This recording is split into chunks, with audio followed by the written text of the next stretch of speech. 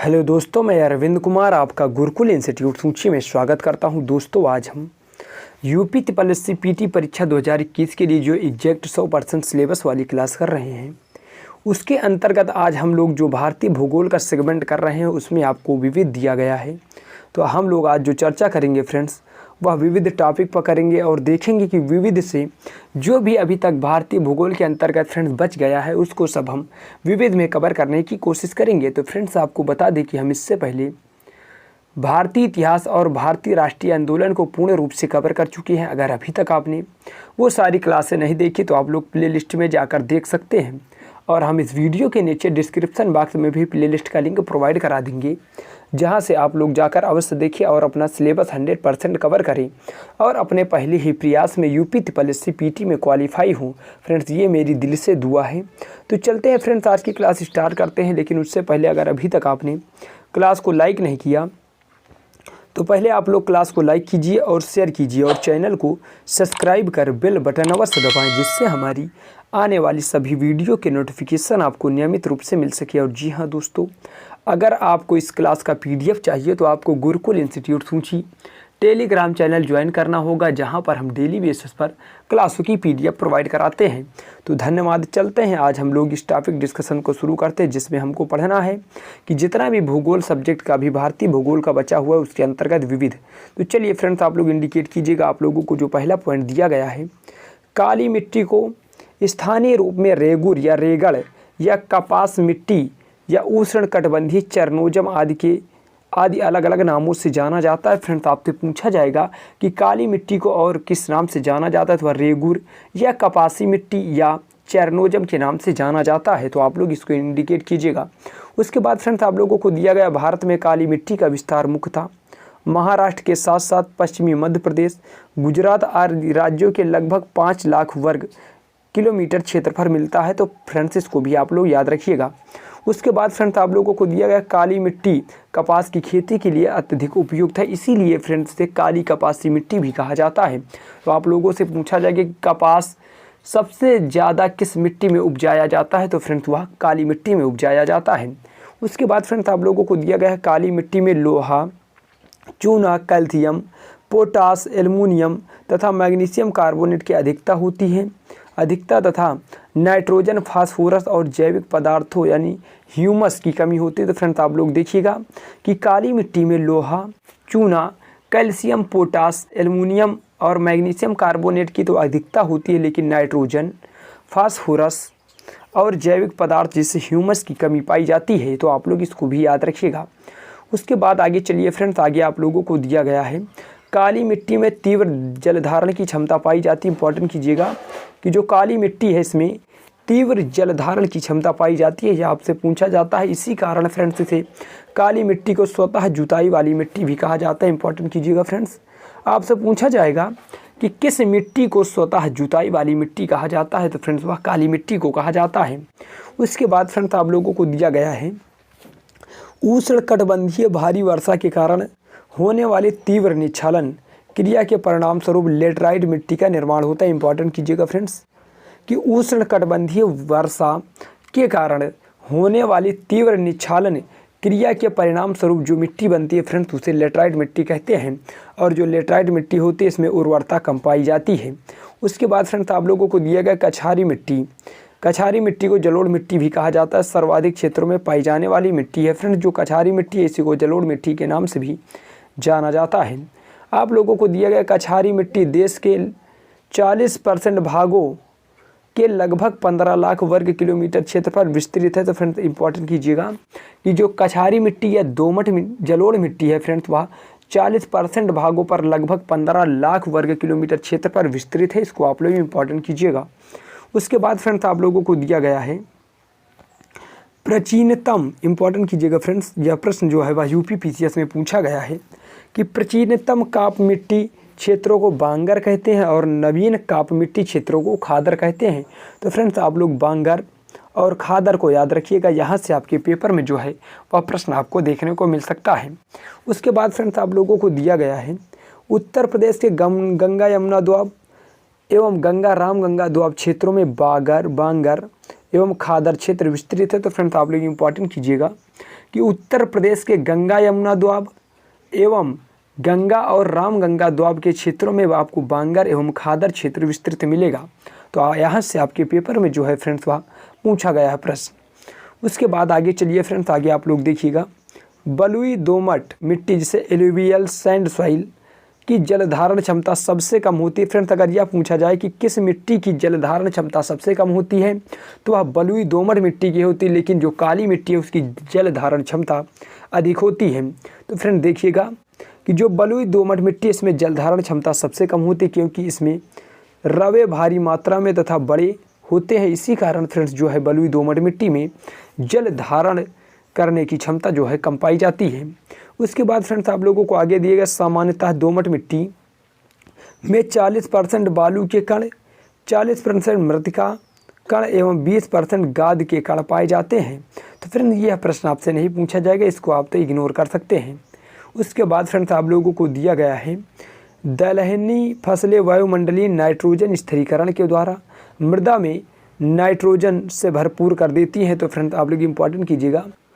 Friends आगे देखिएगा, आगे आप लोगों को दिया गया है मिट्टी में नाइट्रोजन के स्थिरीकरण करने वाली प्रमुख फसलें इस प्रकार है, जिसमें आपको अल्फाल्फा, ड्राई बीन्स, गार्बेजो बीन्स, मटर, सोयाबीन, उड़द आदि। तो फ्रेंड्स आप लोग इन फसलों को याद रखिएगा, आपसे या पूछी जा सकती है कि अल्फाल्फा, ड्राई बीन्स, गार्बेजो बीन्स, मटर, सोयाबीन और उड़द ऐसी फसलें हैं जो नाइट्रोजन का स्थिरीकरण करने वाली प्रमुख फसलें हैं।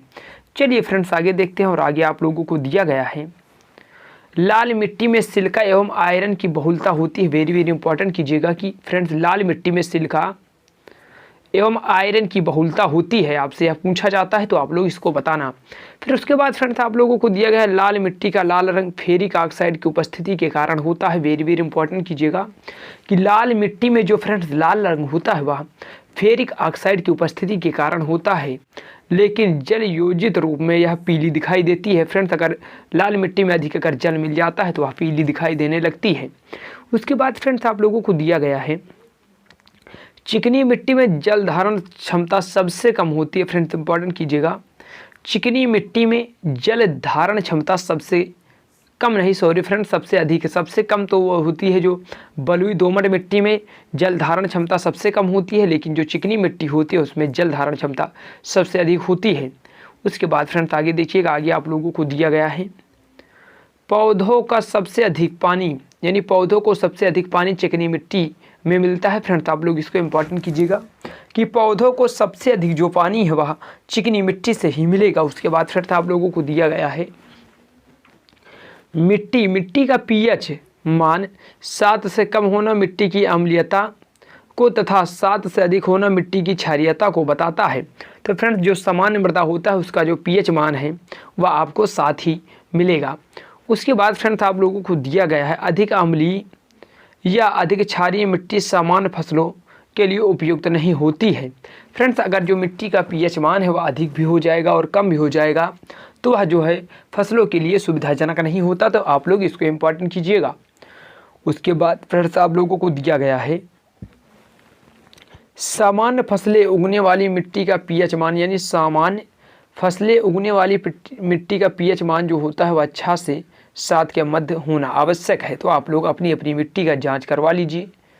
उसके बाद फ्रेंड्स आप लोगों को दिया गया, मिट्टी की क्षारीयता को बदलने और उससे खारेपन को हटाने के लिए जिप्सम, कैल्शियम सल्फेट का प्रयोग किया जाता है। इंपॉर्टेंट कीजिएगा फ्रेंड्स, मिट्टी की क्षारीयता को बदलने और उससे खारेपन को हटाने के लिए जिप्सम, कैल्शियम सल्फेट का प्रयोग किया जाता है। इंपॉर्टेंट कीजिएगा फ्रेंड्स। उसके बाद आगे देखिएगा, आप लोगों को दिया गया है, अधिक अम्लीय मिट्टी को कृषि योग्य बनाने के लिए चूने का उपयोग किया जाता है। इंपॉर्टेंट कीजिएगा फ्रेंड्स, अगर मान लीजिए कि आपकी मिट्टी जो है अधिक अम्लीय है तो उसको कृषि योग्य बनाने के लिए उसमें चूने का प्रयोग किया जाता है। उसके बाद फ्रेंड्स आप लोगों को दिया गया है, चाय बागानों यानी टी प्लांट्स के लिए गहरी, अम्लीय और अच्छे जल निकास वाली मिट्टी की आवश्यकता होती है। इंपॉर्टेंट कीजिएगा फ्रेंड्स कि चाय बागानों के लिए गहरी, अम्लीय और अच्छे जल निकास वाली मिट्टी की आवश्यकता होती है, या आपसे पूछा जाता है तो आप लोग इसको इम्पॉर्टेंट कीजिएगा। उसके बाद फ्रेंड्स आप लोगों को दिया गया है, जल निकासी की पर्याप्त सुविधा के कारण ही चाय बागानों को पर्वतीय ढलानों पर लगाया जाता है। इंपॉर्टेंट कीजिएगा फ्रेंड्स कि जल निकासी की पर्याप्त सुविधा के कारण ही जो फ्रेंड्स चाय बागान होते हैं उनको पर्वतीय ढालों पर ही लगाया जाता है। आपसे पूछा जाता है कि चाय बागानों को पर्वतीय ढालों पर क्यों लगाया जाता है, तो आप लोगों को फ्रेंड्स बताना है कि क्यों लगाया जाता है। उसके बाद फ्रेंड्स आप लोगों को दिया गया है चंबल घाटी। इंपॉर्टेंट कीजिएगा, चंबल घाटी क्षेत्र में खो गड्ढे का निर्माण अवनलिका अपर्दन के कारण हुआ है। इंपॉर्टेंट कीजिएगा फ्रेंड्स कि चंबल घाटी में खो गड्ढे का निर्माण जो है वह अवनलिका अपर्दन के कारण हुआ है फ्रेंड्स। चलिए आगे देखते हैं। और आगे आप लोगों को दिया गया है जल तथा वायु के प्रभावाधीन, आपको दिया गया फ्रेंड जल तथा वायु के प्रभावाधीन मृदा की ऊपरी परत कट कर बह जाना को मृदा अपर्दन कहते हैं। फ्रेंड्स अगर यह पूछा जाए कि मृदा अपर्दन किसके कारण होता है तो वह जल और वायु दोनों के कारण होता है। जब जल और वायु के द्वारा फ्रेंड्स मृदा का ऊपरी परत कट कर बह जाने को जल यानी मृदा अपर्दन कहते हैं, आपसे पूछा जाता है। उसके बाद फ्रेंड्स आप लोगों को दिया गया है मृदा अपर्दन मुख्यतः वनस्पति विहीन एवं ढालू क्षेत्रों में अधिक होता है। इंपॉर्टेंट कीजिएगा फ्रेंड्स कि जो मृदा अपर्दन है वह मुख्यतः वनस्पति विहीन और ढालू क्षेत्रों में अधिक होता है, तो यह आपसे पूछा जाता है। उसके बाद चलिए फ्रेंड्स आगे देखते हैं कि आपके पेपर रिव्यू से और क्या इंपॉर्टेंट हो सकता है। आगे फ्रेंड्स आप लोगों को दिया गया भारी वर्षा वाले क्षेत्रों में अपर्दन का कारण जल है, वहीं शुष्क और आर्द्र शुष्क क्षेत्रों में इसका कारण वायु है। फ्रेंड जहाँ पर भारी वर्षा होगी वहाँ पर जल अपर्दन होगा, और जहाँ पर शुष्क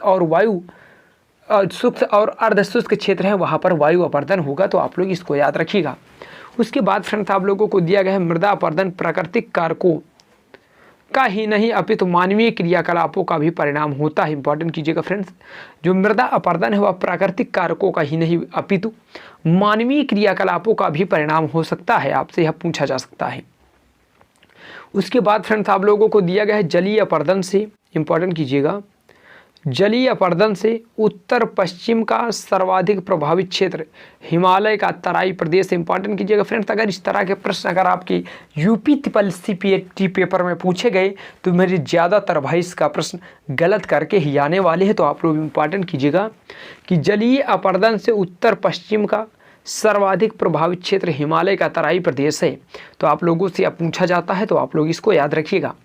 उसके बाद फ्रेंड्स आपको दिया गया है जिस मिट्टी का रंध्र जितना छोटा होगा उसकी केशिका क्रिया उतनी ही प्रभावी होगी। इंपॉर्टेंट कीजिएगा फ्रेंड्स कि जिस मिट्टी का रंध्र जितना छोटा होगा उसमें क्रिया यानी केशिका क्रिया उतनी ही प्रभावी होगी, आपसे पूछा जाता है। उसके बाद फ्रेंड्स आप लोगों को आगे दिया गया है जिस मिट्टी का रंध्र जितना बड़ा होगा उसमें केशिका क्रिया उतना ही कम प्रभावी होगी। चलिए फ्रेंड्स आगे चलते हैं और आगे देखते हैं। आगे आप लोगों को दिया गया भूमि उपयोग में सुधार ही मृदा संरक्षण कहलाता है। इंपॉर्टेंट कीजिएगा, भूमि उपयोग में सुधार ही मृदा संरक्षण कहलाता है। इंपॉर्टेंट कीजिएगा फ्रेंड्स। उसके बाद आप लोगों को दिया गया है केचुए मिट्टी के निर्माण एवं उसकी उत्पादकता में वृद्धि के लिए विशेष योगदान देते हैं। इंपॉर्टेंट कीजिएगा फ्रेंड्स, केचुए मिट्टी के निर्माण एवं इसकी उत्पादकता में वृद्धि के लिए विशेष योगदान प्रदान करते हैं। उसके बाद फ्रेंड्स आप लोगों को दिया गया केचुए को पारिस्थितिकी तंत्र का इंजीनियर कहा जाता है। इंपॉर्टेंट कीजिएगा friends, very very very important. और अगर इस तरह का प्रश्न अगर आप किसी से पूछोगे तो वह इसका जो है आंसर नहीं बता पाएगा, तो फ्रेंड इंपॉर्टेंट कीजिएगा केचुओं को पारिस्थितिकी तंत्र का इंजीनियर कहा जाता है, आप लोग इसको याद रखिएगा। उसके बाद आगे चलते हैं फ्रेंड्स और आगे देखते हैं। आगे आप लोगों को दिया गया है केंद्रीय मृदा लवणता अनुसंधान। इंपॉर्टेंट कीजिएगा, केंद्रीय मृदा लवणता अनुसंधान संस्थान करनाल हरियाणा। जो फ्रेंड्स अगर यह पूछा जाए जो केंद्रीय मृदा लवणता अनुसंधान संस्थान वह कहाँ पर है, तो करनाल हरियाणा की रिपोर्ट के अनुसार लवणीय मृदा की दृष्टि से गुजरात सर्वाधिक क्षेत्रफल वाला प्रदेश है, तो इंपॉर्टेंट कीजिएगा फ्रेंड्स। उसके बाद आप लोगों को दिया गया क्षारीय मृदा की दृष्टि से उत्तर प्रदेश सर्वाधिक क्षेत्रफल वाला राज्य है। अगर लवणीय मृदा पूछा जाए फ्रेंड तो वह गुजरात, और जो क्षारीय मृदा है वह उत्तर प्रदेश में आपको सर्वाधिक क्षेत्रफल पर आपको फैली हुई मिलेगा। उसके बाद फ्रेंड्स आप लोगों को दिया गया एजोला। इंपॉर्टेंट कीजिएगा, एजोला एवं नील हरित शैवाल का उपयोग जैव उर्वरता के रूप में किया जाता है। इंपॉर्टेंट कीजिएगा फ्रेंड्स, एजोला एवं नील हरित शैवाल का उपयोग जैव उर्वरता के रूप में किया जाता है। तो ये आपसे पूछा जाता है। उसके बाद फ्रेंड्स आप लोगों को दिया गया है, इंपॉर्टेंट कीजिएगा, पौडजॉल कोणधारी वन प्रदेशों में पाई जाने वाली मिट्टी, इंपॉर्टेंट कीजिएगा, पौडजॉल कोणधारी वन प्रदेशों में पाए जाने वाली मिट्टी है। तो ये आपसे पूछा जाता है, तो आप लोग इसको याद रखिएगा। उसके बाद फ्रेंड्स आपको दिया गया है प्राचीन जलोढ़ मिट्टी, इंपॉर्टेंट कीजिएगा, प्राचीन जलोढ़ मिट्टी ऊंचाई वाले भागों में पाई जाती है को राड का नाम से जाना जाता है। फ्रेंड्स जो प्राचीन जलोढ़ मिट्टी ऊंचाई वाले क्षेत्रों पर पाई जाती है उसे रॉड के नाम से जाना जाता है। तो आप लोग इंपॉर्टेंट कीजिएगा। उसके बाद फ्रेंड्स आप लोगों को दिया गया है भारत की मिट्टियों में से रेगुर मिट्टी बैसाल्ट लावा के उपक्षय के कारण निर्मित हुई है। तो फ्रेंड्स आप लोग इंपॉर्टेंट कीजिएगा कि जो भारत की मिट्टियों में से रेगुर मिट्टी है फ्रेंड्स, जिसे हम काली मिट्टी के नाम से जानते हैं, वह बैसाल्ट लावा के उपक्षय के कारण निर्मित होती है। तो आपसे यह पूछा जाता है।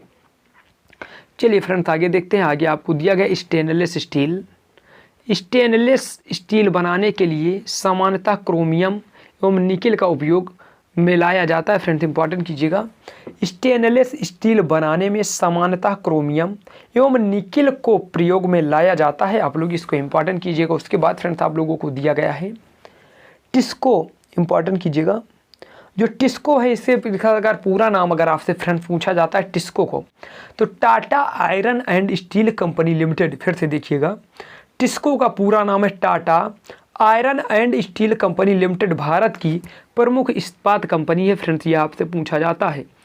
उसके बाद आप लोगों को दिया गया है टाटा नगर, इंपॉर्टेंट कीजिएगा फ्रेंड्स, जो टाटा नगर उसे जमशेदपुर को फ्रेंड टाटा नगर कहते हैं। टाटा नगर में स्थित टिस्को कारखाने की स्थापना 1907 में हुई थी।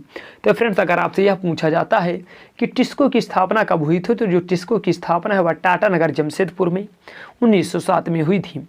उसके आगे फ्रेंड्स आप लोगों को दिया गया है भिलाई, इंपॉर्टेंट कीजिएगा, भिलाई स्टील प्लांट की स्थापना रूस के सहयोग से छत्तीसगढ़, इंपॉर्टेंट कीजिएगा फ्रेंड्स, भिलाई स्टील प्लांट की स्थापना रूस के सहयोग से छत्तीसगढ़ के दुर्ग जिले में की गई थी। तो आपसे यह पूछा जाता है कि जो भिलाई स्टील प्लांट है उसकी स्थापना किसके सहयोग से की गई, तो उसकी स्थापना जो है फ्रेंड्स वह छत्तीसगढ़ यानी रूस के सहयोग से छत्तीसगढ़ में की गई। उसके बाद फ्रेंड्स आप लोगों को दिया गया है स्वतंत्रता पश्चात भारत की द्वितीय पंचवार्षिक, इंपॉर्टेंट कीजिएगा फ्रेंड्स, स्वतंत्रता प्राप्त भारत की द्वितीय पंचवार्षिक योजना में भारी एवं आधारभूत उद्योगों पर विशेष बल दिया गया था। तो आप लोगों से पूछा जाएगा किस पंचवार्षिक योजना में भारी उद्योगों पर विशेष बल दिया गया, तो फ्रेंड्स वह दिया गया जो आपको द्वितीय पंचवार्षिक योजना में। उसके बाद फ्रेंड्स आप लोगों को आगे दिया गया है द्वितीय पंचवार्षिक योजना के अंतर्गत राउरकेला जो कि उड़ीसा में, भिलाई छत्तीसगढ़, दुर्गापुर वेस्ट बंगाल इस्पात संयंत्रों की स्थापना क्रमशः जो फ्रेंड्स राउरकेला है वह जर्मनी, भिलाई रूस और जो दुर्गापुर है ब्रिटेन के सहयोग से की गई। तो आपसे यह पूछा जाता है। उसके बाद फ्रेंड्स आप लोगों को आगे दिया गया है, देखिएगा, भारत एल्युमिनियम कंपनी लिमिटेड जिसे बाल्को के नाम से जाना जाता है, वर्ष 1965 में आपको दिया गया है निगमित की गई। तो फ्रेंड्स आपसे पूछा जाएगा कि Balco Bharat aluminium company limited की स्थापना कब हुई, तो वह 1965 में हुई। उसके बाद फ्रेंड्स आप लोगों को दिया गया भारत एल्युमिनियम कंपनी लिमिटेड सार्वजनिक क्षेत्र का प्रथम एल्युमिनियम उत्पादक कंपनी थी। तो फ्रेंड्स आपसे पूछा जाएगा कि सार्वजनिक क्षेत्र की प्रथम एल्युमिनियम उत्पादक कंपनी कौन थी, तो फ्रेंड्स वह बाल्को थी जिसकी स्थापना 1965 में की गई थी। उसके बाद फ्रेंड्स आप लोगों को दिया गया, इंपॉर्टेंट कीजिएगा, हिंडाल्को, बाल्को के बाद आप लोगों को दिया गया हिंडाल्को आदित्य बिरला ग्रुप, इंपॉर्टेंट कीजिएगा फ्रेंड्स, जो हिंडाल्को है वह आदित्य बिरला ग्रुप की कंपनी है जो एल्युमिनियम और कॉपर का उत्पादन करती है। तो फ्रेंड्स आप लोगों से यह पूछा जाता है कि हिंडाल्को आदित्य बिरला ग्रुप की कंपनी है जो एल्युमिनियम और कॉपर का उत्पादन करती है। तो फ्रेंड्स आप लोगों से पूछा जाता है, तो आप लोग इसका इंपॉर्टेंट कीजिएगा। उसके बाद फ्रेंड्स आप लोगों को दिया गया है नेशनल एल्युमिनियम कंपनी जिसे नाल्को के नाम से जाना जाता है, नेशनल एल्युमिनियम कंपनी जिसे नालको के नाम से फ्रेंड जाना जाता है, की स्थापना 1981 में उड़ीसा में की गई। फ्रेंड अगर यह पूछा जाए कि नालको की स्थापना कहाँ पर की गई, तो 1981 उड़ीसा में की गई। उसके बाद फ्रेंड्स आप लोगों को दिया है डिंडीगुल, इंपॉर्टेंट कीजिएगा। डिंडीगुल जो है वर्तमान हैदराबाद में भारतीय वायुसेना अकादमी, अगर फ्रेंड्स यह पूछा जाए भारतीय वायुसेना अकादमी कहाँ है, तो वह डिंडीगुल हैदराबाद में आपको देखने को मिलेगी। उसके बाद फ्रेंड्स आप लोगों को दिया गया है डीजल लोकोमोटिव वर्क्स, तो इंपॉर्टेंट कीजिएगा। जो डीजल लोकोमोटिव वर्क्स है, जिसे हम DLW के नाम से जानते हैं, वह वाराणसी में स्थित है। फ्रेंड्स आपसे पूछा जाएगा कि डीजल लोकोमोटिव वर्क्स कहाँ पर स्थित है, तो वह वाराणसी में स्थित है। और जो डीजल लोकोमोटिव वर्क्स की स्थापना है फ्रेंड्स, वह 1961 में भारतीय रेलवे द्वारा की गई। आपको यहाँ पर दिया गया है। इसमें रेल के डीजल इंजनों में उसके लिए कल पुर्जों का निर्माण होता है। कहाँ पर? डीजल लोकोमोटिव वर्क्स, जो कि वाराणसी में है। इसकी स्थापना 1961 में की गई। उसके बाद फ्रेंड्स आप लोगों को दिया गया है Indian telephone industry limited, important कीजिएगा। इंडियन टेलीफोन इंडस्ट्रीज की स्थापना 1948 में की गई। फ्रेंड्स आपसे पूछा जाता है कि इंडियन टेलीफोन इंडस्ट्रीज की स्थापना जो है वह कब की गई, तो वह 1948 में की गई। उसके बाद फ्रेंड्स आप लोगों को दिया गया है भारत इलेक्ट्रॉनिक्स लिमिटेड, इंपॉर्टेंट कीजिएगा, BEL जिसे कहते हैं। भारत इलेक्ट्रॉनिक्स लिमिटेड की स्थापना फ्रेंड्स 1954 में की गई। तो आप लोगों से पूछा जाएगा कि भारत इलेक्ट्रॉनिक्स लिमिटेड की स्थापना फ्रेंड्स कब की गई, तो वह 1954 में की गई। चलिए फ्रेंड्स आगे देखते हैं और देखते हैं कि विविध में आपके पेपर की दृष्टि से और क्या आपके लिए महत्वपूर्ण हो सकता है। चलिए फ्रेंड देखिएगा और मेरे साथ आप लोग पढ़ते हुए चलिएगा।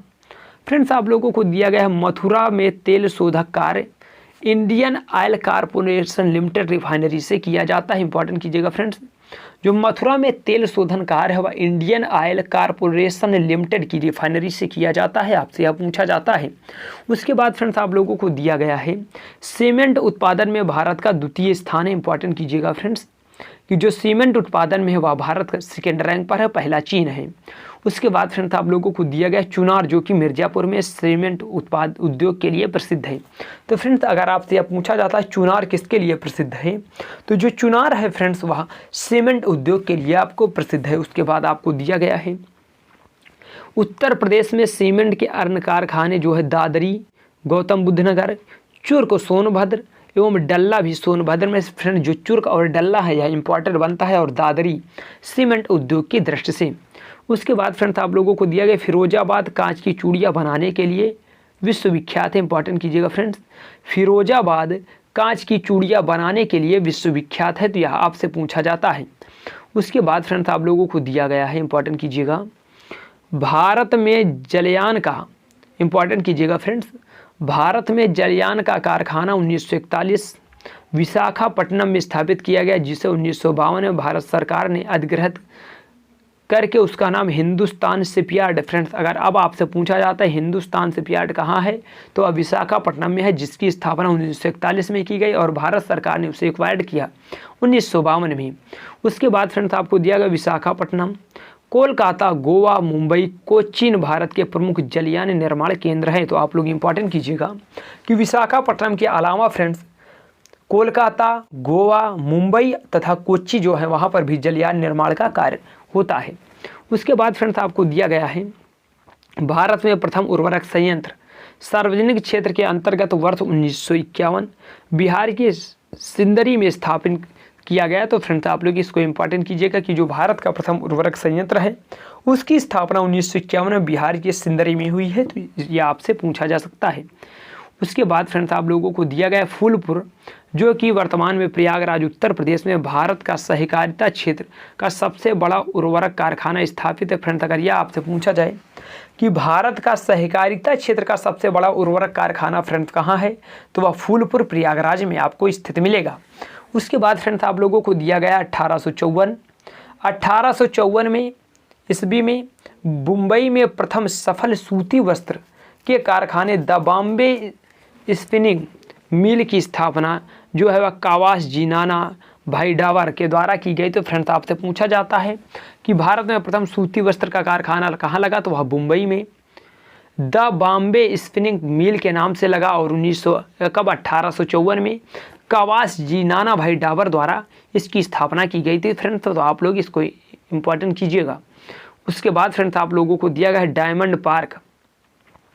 डायमंड पार्क वे औद्योगिक केंद्र है जो हीरो, जवाहरातों और आभूषणों के निर्माण और निर्यात को प्रोत्साहित करने के लिए बनाए गए हैं। उन्हें हम डायमंड पार्क के नाम से फ्रेंड्स जानते हैं, तो आप लोग इसको भी याद रखिएगा। उसके बाद फ्रेंड्स आप लोगों को दिया गया है पंजाब राज्य में लुधियाना होजरी उद्योग के लिए प्रसिद्ध। फ्रेंड्स आपसे पूछा जाएगा कि जो लुधियाना है वह किसके लिए प्रसिद्ध है, तो वह होजरी उद्योग के लिए फ्रेंड्स लुधियाना जो है वह प्रसिद्ध। लुधियाना को पंजाब की औद्योगिक राजधानी भी कहा जाता है। फ्रेंड्स अगर आपसे यह पूछा जाता है कि पंजाब की औद्योगिक राजधानी किसे कहा जाता है, तो वह भी लुधियाना को कहा जाता है। उसके बाद फ्रेंड्स आप लोगों को दिया गया तमिलनाडु में स्थित कांचीपुरम, इंपॉर्टेंट कीजिएगा। तमिलनाडु में स्थित कांचीपुरम मध्य प्रदेश के अशोकनगर जिले में स्थित चंदेरी पारंपरिक साड़ी और वस्त्र उत्पादन के लिए विख्यात है। फ्रेंड्स आप लोग इसको इम्पोर्टेंट कीजिएगा।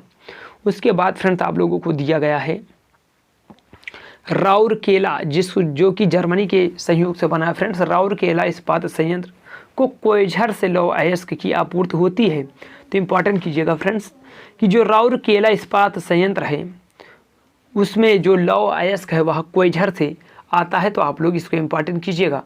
उसके बाद फ्रेंड्स आप लोगों को दिया गया steel authority of India, important कीजिएगा। स्टील अथॉरिटी ऑफ इंडिया की स्थापना जो है वह 1974 में की गई। तो आप लोगों से फ्रेंड्स पूछा जाता है स्टील अथॉरिटी ऑफ इंडिया की स्थापना कब की गई, तो वह 1974 में की गई। उसके बाद फ्रेंड्स आपको दिया गया है सॉफ्टवेयर फूट लूज उद्योग का एक उदाहरण है। फ्रेंड्स अगर आपसे पूछा जाता है सॉफ्टवेयर जो है वह फूट लूज उद्योग का एक उदाहरण है, तो आप लोग इसको बताइएगा। उसके बाद फ्रेंड्स आप लोगों को दिया गया भारत में नारवापहाड़ या कहाँ, फ्रेंड्स आप लोग इम्पोर्टेंट कीजिएगा। भारत में नारवा पहाड़ खान झारखंड में स्थित यूरेनियम की खान है जिसका संचालन uranium corporation of India limited द्वारा किया जाता है। तो फ्रेंड्स आपसे पूछा जाएगा नारवाह पहाड़, तो आप लोग बताइएगा कि यह झारखंड में एक यूरेनियम का केंद्र है। चलिए फ्रेंड्स आगे चलते हैं और आगे देखिएगा आप लोगों को दिया गया है फर्रुखाबाद, इंपॉर्टेंट कीजिएगा। फर्रुखाबाद हाथ की छपाई के लिए जाना जाता है। फ्रेंड्स अगर आपसे पूछा जाता है कि फर्रुखाबाद किस लिए जाना जाता है, तो जो फर्रुखाबाद है वह हाथ की छपाई के लिए जाना जाता है। उसके बाद फ्रेंड्स आप लोगों को दिया गया है फिरोजाबाद। फिरोजाबाद कांच की चूड़ियाँ बनाने के लिए प्रसिद्ध है। तो आप लोग इम्पॉर्टेंट कीजिएगा, जो फर्रुखाबाद है वहाँ पर हाथ की छपाई के लिए प्रसिद्ध है और जो फिरोजाबाद है वह कांच की चूड़ियाँ बनाने के लिए प्रसिद्ध है। और उसके बाद फ्रेंड्स आपको दिया गया उत्तर प्रदेश में चमड़ा उद्योग के लिए प्रमुख केंद्र आगरा एवं कानपुर है। तो फ्रेंड्स इंपॉर्टेंट कीजिएगा कि जो उत्तर प्रदेश में चमड़ा उद्योग के प्रमुख केंद्र है वह आगरा और कानपुर में आपको देखने को मिलेगा। उसके बाद फ्रेंड्स आपको दिया गया उत्तर प्रदेश में दिया सलाई उद्योग, इंपॉर्टेंट कीजिएगा। उत्तर प्रदेश में फ्रेंड्स जो दिया सलाई उद्योग है वह आपको बरेली में देखने को मिलेगा। उसके बाद आगे चलते हैं फ्रेंड्स और आगे देखते हैं। आगे आप लोगों को दिया गया गैसो हाल की पायलट परियोजना, इंपॉर्टेंट कीजिएगा फ्रेंड। गैसो हाल की जो पायलट परियोजना उत्तर प्रदेश के अम्बाला जो कि बरेली से आरंभ होती है यानी में आरंभ की गई है। तो फ्रेंड्स आपसे पूछा जाएगा कि गैसो हाल की पायलट परियोजना उत्तर प्रदेश में कहाँ आरंभ की गई है, तो फ्रेंड्स वह अम्बाला बरेली में आरंभ की गई है। उसके बाद फ्रेंड्स आप लोगों को दिया गया है कानपुर को उत्तर प्रदेश का मैनचेस्टर कहा जाता है, इंपॉर्टेंट कीजिएगा फ्रेंड्स, बार बार यह प्रश्न पूछा जाता है। कानपुर को उत्तर प्रदेश का मैनचेस्टर कहा जाता है।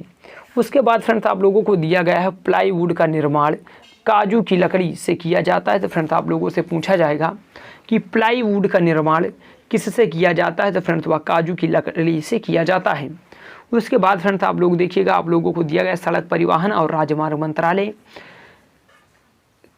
के वर्ष 2019-20 की वार्षिक रिपोर्ट के अनुसार भारत का सबसे बड़ा नेटवर्क लगभग 58.98 लाख वर्ग किलोमीटर में है जो कि विश्व का दूसरा सबसे बड़ा सड़क नेटवर्क है।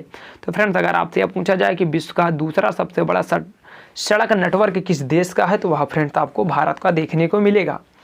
उसके बाद फ्रेंड्स आप लोगों को दिया गया है सड़क परिवहन और राजमार्ग मंत्रालय ने 5 मार्च 2010 को जारी अधिसूचना के अनुसार भारत का सबसे लंबा राष्ट्रीय राजमार्ग NH 27 EW है। फ्रेंड्स इंपॉर्टेंट कीजिए, NH EW जो है वह भारत का सबसे बड़ा राष्ट्रीय राजमार्ग है, तो आप लोग इम्पोर्टेंट कीजिएगा।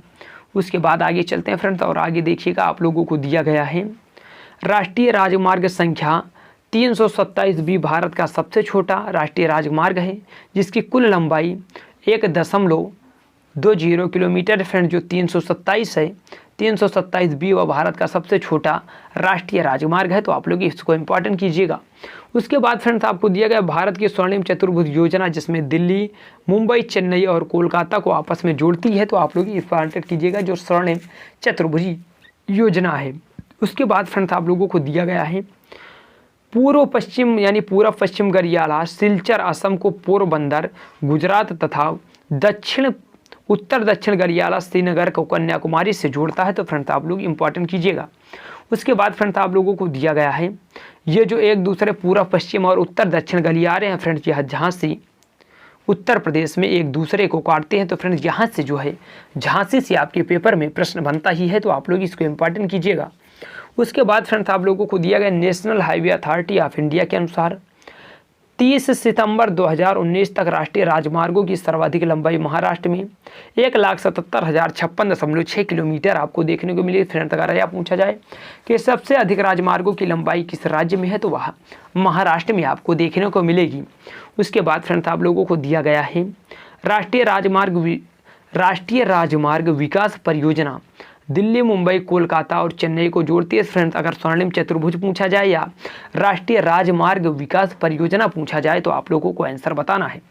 उसके बाद फ्रेंड्स आप लोगों को दिया गया है 500 से अधिक जनसंख्या वाले सभी ग्रामों को प्रत्येक मौसम के लिए अनुकूल अच्छी सड़कों से जोड़ने के लिए प्रधानमंत्री ग्राम सड़क योजना 25 सितंबर 2000 को प्रारंभ की गई।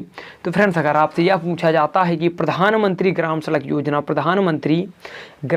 योजना कब शुरू की गई, तो वह 25 दिसंबर 2000 को प्रारंभ की गई। यहाँ से आपके पेपर में प्रश्न पूछा जा सकता है। उसके बाद फ्रेंड्स आप लोगों को दिया गया है भारत में लॉर्ड डलहौजी के काल में सर्वप्रथम 1853 ईस्वी में बनकर तैयार हुआ, जिससे यानी रेल मार्ग फ्रेंड्स बनकर तैयार हुआ, जिसे 16 अप्रैल 1853 को मुंबई यानी तत्कालिक बॉम्बे से ठाणे के बीच ट्रेन चलाई गई। तो फ्रेंड्स आपसे यह पूछा जाता है कि कब, तो 1853 आप लोगों को आंसर बताना है।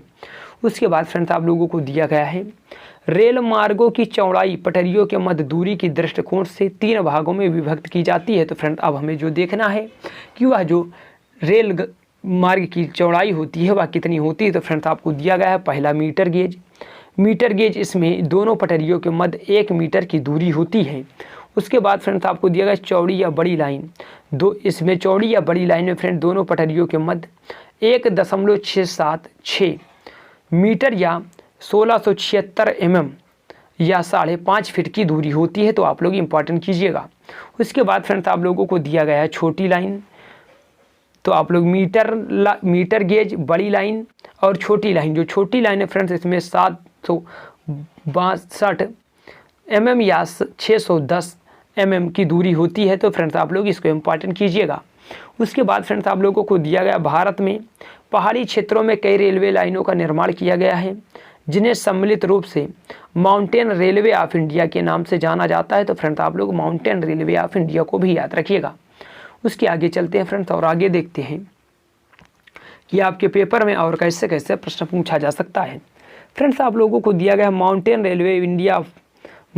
रेलवे ऑफ इंडिया के अंतर्गत दार्जिलिंग हिमालय रेलवे, इंपॉर्टेंट कीजिएगा, Darjeeling Himalaya railway, Nilgiri mountain railway, कालका शिमला रेलवे तथा मथेरन हिल रेलवे आते हैं, तो आप लोग इसको याद रखिएगा। उसके बाद फ्रेंड्स आप लोगों को दिया गया सिलीगुड़ी तथा दार्जिलिंग, इंपॉर्टेंट कीजिएगा, सिलीगुड़ी तथा Darjeeling railway station Darjeeling Himalayan railway के अंतर्गत आता है। तो फ्रेंड्स आप लोगों से पूछा जाएगा कि सिलीगुड़ी तथा दार्जिलिंग हिमालय किसके अंतर्गत आते हैं, तो हिमालयन यानी दार्जिलिंग हिमालयन रेलवे के अंतर्गत आते हैं, तो आप लोग इसको याद रखिएगा। उसके बाद फ्रेंड्स आप लोगों को दिया गया है वर्तमान में त्रिपुरा और मिजोरम में रेल सेवाएं पूर्ण रूप से आरंभ हो चुकी हैं। तो फ्रेंड्स आप लोग इसको इम्पॉर्टेंट कीजिएगा। उसके बाद फ्रेंड्स आप लोगों को दिया गया है सिक्किम को छोड़कर भारत के सभी राज्यों में रेलवे नेटवर्क का विस्तार हो गया। फ्रेंड्स अगर आपसे अब यह प्रश्न बनता है कि भारत का एकमात्र राज्य कौन है जहां पर रेलवे लाइन नहीं है, तो फ्रेंड्स वह राज्य आपको सिक्किम मिलेगा। तो आप लोग इसको इम्पॉर्टेंट कीजिएगा। फ्रेंड्स उसके बाद आप लोगों को दिया गया महत्वपूर्ण इम्पॉर्टेंट कीजिएगा रेल जोन एवं उनके मुख्यालय। फ्रेंड्स यहाँ से आपके पेपर में 100% एक या दो प्रश्न बनते हैं। तो आप लोग इसको देखिएगा। आपको एक तरफ दिया गया है जोन और दूसरी तरफ दिया गया है उनसे संबंधित मुख्यालय। तो आप लोगों को इसको याद करना है। फ्रेंड देखिएगा आप लोगों को दिया गया है सेंट्रल रेलवे यानी मध्य रेलवे। मध्य रेलवे का फ्रेंड जो मुंबई मुख्यालय है वह है CST मुंबई महाराष्ट्र। उसके बाद पूर्वी रेलवे को कोलकाता। पूर्व मध्य रेलवे का फ्रेंड हाजीपुर बिहार। पूर्वी तटीय रेलवे भुवनेश्वर उड़ीसा। उत्तर रेलवे फ्रेंड नई दिल्ली। उसके बाद उत्तर मध्य रेलवे प्रयागराज उत्तर प्रदेश। उत्तर पूर्वी रेलवे फ्रेंड्स जो उत्तर और पूर्वी रेलवे है वो गोरखपुर। उसके बाद पूर्वोत्तर सीमांत रेलवे इंपॉर्टेंट कीजिएगा फ्रेंड, पूर्वोत्तर सीमांत रेलवे व मालेगांव। उत्तर पश्चिम रेलवे जयपुर राजस्थान। दक्षिण रेलवे फ्रेंड चेन्नई। दक्षिण मध्य रेलवे सिकंदराबाद आंध्र प्रदेश। दक्षिण पूर्वी railway garden reach Kolkata important कीजिएगा फ्रेंड्स। दक्षिण पश्चिमी रेलवे हुबली कर्नाटक। उसके बाद आप लोगों को दिया गया है दक्षिण पूर्व मध्य रेलवे इंपॉर्टेंट कीजिएगा। दक्षिण पूर्व मध्य रेलवे जो है फ्रेंड्स वह बिलासपुर छत्तीसगढ़ में है। पश्चिमी रेलवे चर्च गेट मुंबई। पश्चिम मध्य railway Jabalpur Madhya Pradesh. Kolkata metro railway का फ्रेंड कोलकाता और दक्षिण तटीय रेलवे का विशाखापट्टनम। तो अगर आपसे पूछा जाए कि कितने रेलवे जोन है फ्रेंड्स तो वह 18 रेलवे जोन आपको देखने को मिलेंगे। उसके आगे चलते हैं। उसके आगे फ्रेंड्स आप लोगों को दिया गया है कांडला बंदरगाह कच्छ की खाड़ी के शीर्ष पर भुज से लगभग 48। तो एक फ्रेंड जो है भुज स्थान है जो आपको देखने को मिलेगा गुजरात में, उससे 48 किलोमीटर दूरी पर कांडला बंदरगाह है। तो आप लोग इसको इम्पॉर्टेंट कीजिएगा कि कांडला बंदरगाह फ्रेंड्स कहाँ पर है, वह गुजरात में स्थित है। और ये कांडला बंदरगाह एक प्राकृतिक बंदरगाह का उदाहरण है। फ्रेंड्स आप लोगों को आगे दिया गया भारत का सबसे गहरा पत्तन विशाखापट्टनम इंपॉर्टेंट कीजिएगा फ्रेंड्स। यह प्रश्न जो है आपसे बार बार पूछा गया है कि भारत का सबसे गहरा बंदरगाह कौन सा है, तो आपको विशाखापट्टनम देखने को मिलेगा। उसके आगे फ्रेंड्स आप लोगों को दिया गया है मुर्मागांव इंपॉर्टेंट कीजिएगा। मरमुगांव जो बंदरगाह है वह जुआरी नदी के मुहाने पर गोवा में स्थित है। तो फ्रेंड्स आप लोग इंपॉर्टेंट कीजिएगा जो मरमुगांव बंदरगाह है वह जुआरी नदी के किनारे पर गोवा में आपको अवस्थित मिलेगा। उसके बाद फ्रेंड्स आप लोगों को दिया गया चेन्नई भारत का दूसरा इंपॉर्टेंट कीजिएगा फ्रेंड्स, चेन्नई भारत का दूसरा सबसे बड़ा बंदरगाह है और जो प्रथम बंदरगाह है सबसे बड़ा फ्रेंड्स वह मुंबई तथा एक सबसे बड़ा कृत्रिम बंदरगाह अगर आपसे यह पूछा जाए तो वह चेन्नई बंदरगाह है। उसके बाद फ्रेंड्स आप लोगों को दिया गया है यह एक खुला सागरीय बंदरगाह है। अगर फ्रेंड्स आपसे पूछा जाए कि चेन्नई बंदरगाह कैसा है तो वह एक खुला सागरीय बंदरगाह का आपको उदाहरण मिलेगा। उसके बाद फ्रेंड्स आप लोगों को दिया गया है इंपॉर्टेंट कीजिएगा विशाखापट्टनम एवं कोच्चिन बंदरगाह प्राकृतिक बंदरगाह है। तो आप लोगों से पूछा जाता है तो आप लोगों को बताना है कि विशाखापट्टनम एवं कोच्चिन बंदरगाह जो है वह प्राकृतिक बंदरगाह का उदाहरण है, जबकि तूतीकोरिन कृत्रिम बंदरगाह का उदाहरण है। फ्रेंड्स उसके आगे आपको दिया गया काकीनाडा इंपॉर्टेंट कीजिएगा। काकीनाडा आंध्र प्रदेश का बंदरगाह नगर है। आपसे अगर पूछा जाता है तो आपको बताना है फ्रेंड जो काकीनाडा या एक एंकरेज यानी डीप वाटर पोर्ट है। तो आप लोग इंपॉर्टेंट कीजिएगा जो काकीनाडा है वह एंकरेज या डीप वाटर पोर्ट भी है एंकरेज। चलिए फ्रेंड्स आगे चलते हैं और आगे देखते हैं। आगे आप लोगों को दिया गया है, आप लोग इंपॉर्टेंट कीजिएगा वर्तमान में भारत में 12 प्रमुख बंदरगाह हैं जो कि निम्न है। पहला कोलकाता, फिर पारादीप, विशाखापट्टनम, चेन्नई, ओबीसी चिदम्बरम जिसे पूर्व में तूतीकोरिन के नाम से जाना जाता था, फिर कोच्चिन, न्यू मंगलोर, मरमुगांव, मुंबई, जवाहरलाल नेहरू पोर्ट जिसे न्हावा शोभा पोर्ट के नाम से जाना जाता है जो कि महाराष्ट्र में। उसके बाद कामराज जिसे अब वर्तमान में इंदौर बंदरगाह के नाम से जाना जाता है। दीनदयाल उपाध्याय बंदरगाह जिसे कांडला बंदरगाह के नाम से जाना जाता है। तो फ्रेंड्स अगर यह पूछा जाए तो भारत में जो है वह 12 बंदरगाह आपको देखने को मिलेंगे। उसके बाद फ्रेंड्स आप लोगों को यहाँ पर दिया गया इंदौर देश का प्रथम निगमित बंदरगाह, इंपॉर्टेंट कीजिएगा फ्रेंड्स, एन्नौर देश का प्रथम निगमित बंदरगाह है। अगर आपसे यह पेपर में पूछा गया तो मेरे ज़्यादातर साथी इसका आंसर जो है वह गलत करके ही आएंगे। चलिए फ्रेंड्स आगे देखिए, आगे आपको दिया गया खुला सागरीय बंदरगाह उसे कहते हैं जहां तटीय पोर्ट तट से दूर खुले सागर में ही लंगर डालते हैं फ्रेंड्स, उसे खुला सागरीय बंदरगाह कहते हैं। आप लोग फिर से इसे पढ़िएगा, खुला सागरीय बंदरगाह उसे कहते हैं जहां जलीय पोत तट से दूर खुले सागर में ही लंगर डालते हैं। तो फ्रेंड्स आप लोग इंपॉर्टेंट कीजिएगा। उसके बाद फ्रेंड्स आपको दिया गया है नेहावा सोवापत्तन मुंबई, आप लोगों को दिया गया है नेहावा सोवापत्तन मुंबई बंदरगाह के दबाव को कम करने के लिए स्थापित किया गया। यह कब फ्रेंड्स स्थापित किया गया? तो यह 1989 से प्रयोग किया गया। तो फ्रेंड्स आप लोग याद रखिएगा। उसके बाद फ्रेंड्स आपको दिया गया है भारतीय पर्यटन मंत्रालय ने भारत में पर्यटन को प्रोत्साहित करने के लिए अतुल्य भारत अवधारणा का उपयोग किया है। तो फ्रेंड्स आप लोग अतुल्य भारत अवधारणा को भी याद रखिएगा। उसके बाद फ्रेंड्स आपको दिया गया स्वर्णिम चतुर्भुज परियोजना का संबंध राजमार्ग से है। आप लोग इसको गलती से बंदरगाह नहीं लगा के आइएगा।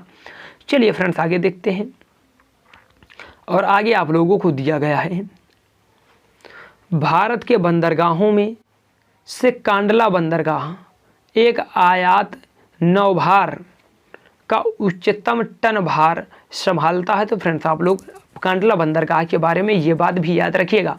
उसके बाद फिर आपको दिया गया सेतु समुद्रम परियोजना मन्नार की खाड़ी एवं पाक की खाड़ी को जोड़ती है। तो फ्रेंड्स अगर यह आपसे पूछा जाए कि सेतु समुद्रम परियोजना किसे जोड़ती है, तो फ्रेंड्स वह मन्नार की खाड़ी को पाक की खाड़ी से जोड़ती है।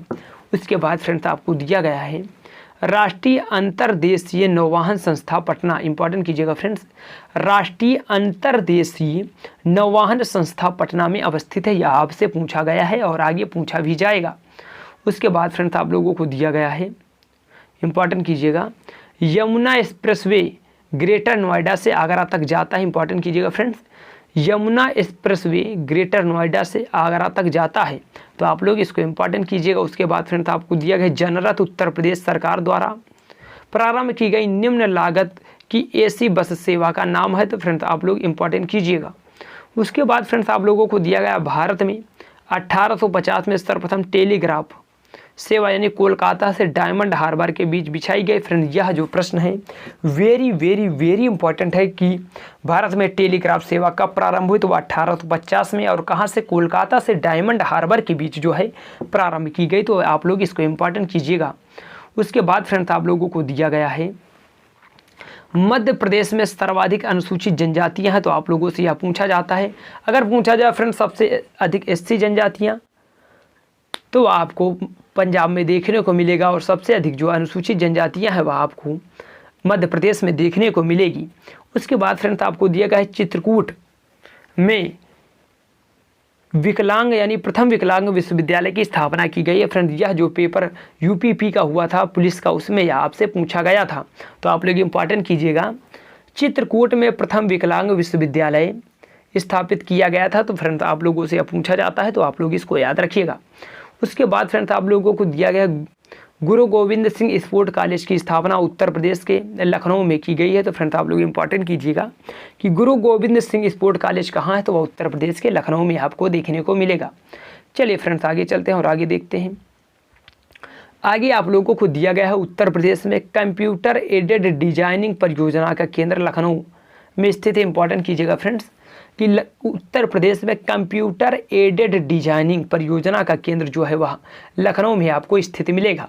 तो आप लोग इसको इंपॉर्टेंट कीजिएगा। उसके बाद फ्रेंड्स आपको दिया गया उत्तर प्रदेश में बायोटेक पार्क, इंपॉर्टेंट कीजिएगा कि जो उत्तर प्रदेश में फ्रेंड्स बायोटेक पार्क है वह आपको लखनऊ में मिलेगा। तो आप लोगों से यह पूछा जाता है। उसके बाद फ्रेंड्स आपको दिया गया गोकुल बैराज परियोजना, वेरी वेरी वेरी इंपॉर्टेंट परियोजना है फ्रेंड्स, ये आपके पेपर की दृष्टि से। गोकुल बैराज परियोजना यह उत्तर प्रदेश की पेयजल परियोजना है। उसके बाद फ्रेंड्स आपको दिया गया है चार्ल्स नामक घास, वेरी वेरी इंपॉर्टेंट इसे कीजिएगा फ्रेंड्स। यह जो प्रश्न है वह एक बार सिर्फ यूपीपीसीएस में पूछा गया और फिर दोबारा नहीं पूछा गया। अगर यह प्रश्न आपके पेपर में पूछा जाएगा तो आप लोग 101% गलत करके ही आने वाले हैं। चार्ल्स नामक घास फिर जो है चलास नामक घास जो है वह बुंदेलखंड में बहुतायत मात्रा में पाई जाती है। तो आप लोग चलास नामक घास को याद रखिएगा। उसके बाद फ्रेंड्स आप लोगों को दिया गया है भारत का सबसे प्राचीन उद्योग कौन सा है, तो फ्रेंड्स वह सूती वस्त्र उद्योग है, तो आप लोग इंपॉर्टेंट कीजिएगा। उसके बाद फ्रेंड्स आपको दिया गया भारत में सर्वाधिक बड़ा, लंबा एवं ऊंचा। फ्रेंड यहाँ से आपके पेपर में 1 या 2 प्रश्न 100% आपको पूछे जाते हैं, तो आप लोग इसको ध्यानपूर्वक गहन अध्ययन कीजिएगा। चलिए फ्रेंड देखते हैं, आपको दिया गया है सबसे ऊंची चोटी। फ्रेंड अगर यह पूछा जाए कि भारत की सबसे ऊंची चोटी, तो आपको बताना है K2 गार्डविन ऑस्टिन या K2। चलिए फ्रेंड्स आगे देखिए, सबसे लंबी सड़क तो वह ग्रैंड ट्रंक रोड है। सबसे लंबी नदी गंगा नदी। सबसे बड़ा म्यूजियम फ्रेंड्स वह है इंडियन म्यूजियम, जो कि आपको कोलकाता में मिलेगा। सबसे बड़ा जिला क्षेत्रफल के अनुसार फ्रेंड्स वह कच्छ गुजरात आपको देखने को मिलेगा। उसके बाद फ्रेंड्स आपको दिया गया सबसे बड़ा बांध, सबसे ऊंचा बांध ना कि सबसे बड़ा, फ्रेंड्स आपको दिया गया है सबसे ऊंचा बांध जो है वह टिहरी उत्तराखंड में आपको देखने को मिलेगा। उसके बाद सबसे बड़ा रेगिस्तान थार राजस्थान। सर्वाधिक वर्षा वाला स्थान अगर आपसे पूछा जाए फ्रेंड्स, सर्वाधिक वर्षा का स्थान जो है वह मासिन राम मेघालय है। सबसे बड़ा गुंबद अगर फ्रेंड्स पूछा जाए, इंपॉर्टेंट कीजिएगा, तो वह गोल गुंबद बीजापुर में आपको देखने को मिलेगा। सबसे लंबा रेलवे प्लेटफार्म फ्रेंड्स वह गोरखपुर उत्तर प्रदेश में आपको मिलेगा। और भारत की सबसे लंबी सहायक नदी कौन सी है, तो फ्रेंड्स वह यमुना नदी आपको देखने को मिलेगी। उसके बाद फ्रेंड्स आप लोगों को दिया सब भारत का सर्वोच्च सम्मान, जो फ्रेंड्स भारत का सर्वोच्च सम्मान है वह भारत रत्न है, जो कि 1954 से देना प्रारंभ किया गया। उसके बाद सबसे बड़ा पशुओं का मेला, इंपॉर्टेंट कीजिएगा फ्रेंड्स, सबसे बड़ा पशुओं का मेला सोनपुर बिहार। सबसे ऊंची मीनार कुतुब मीनार। भारत का सर्वोच्च सौर सम्मान, इंपॉर्टेंट कीजिएगा फ्रेंड्स, भारत का सबसे बड़ा सम्मान भारत रत्न, लेकिन अगर पूछा जाए भारत का सबसे सर्वोच्च सौर सम्मान कौन सा है, तो वह है परमवीर चक्र। सबसे बड़ा गुरुद्वारा फ्रेंड्स वह आपको मिलेगा स्वर्ण मंदिर अमृतसर। और सबसे अधिक ऊंचाई पर स्थित युद्ध स्थल फ्रेंड्स, इंपॉर्टेंट कीजिएगा, यह जो आपके पेपर में पूछा गया है, सबसे अधिक ऊंचाई पर स्थित युद्ध स्थल जो है फ्रेंड्स वह आपको सियाचिन ग्लेशियर देखने को मिलेगा। उसके बाद फ्रेंड्स आपको दिया गया भारत का सबसे बड़ा नदी द्वीप, इंपॉर्टेंट कीजिएगा, जो भारत का सबसे बड़ा नदी द्वीप है वह आपको माजुली द्वीप मिलेगा। उसके बाद फ्रेंड्स आपको दिया गया है सबसे अधिक मार्ग बदलने वाली नदी जो है फ्रेंड्स वह आपको कोसी नदी मिलेगी। तो फ्रेंड्स आज की क्लास कैसी लगी? अगर क्लास अच्छी लगी हो तो अगर अभी तक आपने क्लास को लाइक नहीं किया तो पहले आप लोग क्लास को लाइक कीजिए और शेयर कीजिए और चैनल को सब्सक्राइब कर बेल बटन अवश्य दबाएं, जिससे हमारी आने वाली सभी वीडियो के नोटिफिकेशन आपको नियमित रूप से मिल सके। और जी हाँ दोस्तों, अगर आपको इस क्लास का PDF चाहिए तो आपको गुरुकुल इंस्टीट्यूट सूची टेलीग्राम चैनल ज्वाइन करना होगा, जहां पर हम डेली बेसिस पर क्लासों की PDF प्रोवाइड कराते हैं। और फ्रेंड्स आपको बता दें कि हम इससे पहले भारतीय इतिहास और भारतीय राष्ट्रीय आंदोलन को पूर्ण रूप से कवर कर चुके हैं। तो अगर अभी तक आपने वो सारी क्लासें नहीं देखी तो आप लोग प्लेलिस्ट में जाकर अवश्य देखें। और हम इस वीडियो के नीचे डिस्क्रिप्शन बॉक्स में भी प्लेलिस्ट का लिंक प्रोवाइड करा देंगे, तो वहाँ से आप लोग जाकर देख सकते हैं। तो धन्यवाद फ्रेंड्स, मिलते हैं अगली क्लास में अगले टॉपिक के साथ। तब तक के लिए जय हिंद।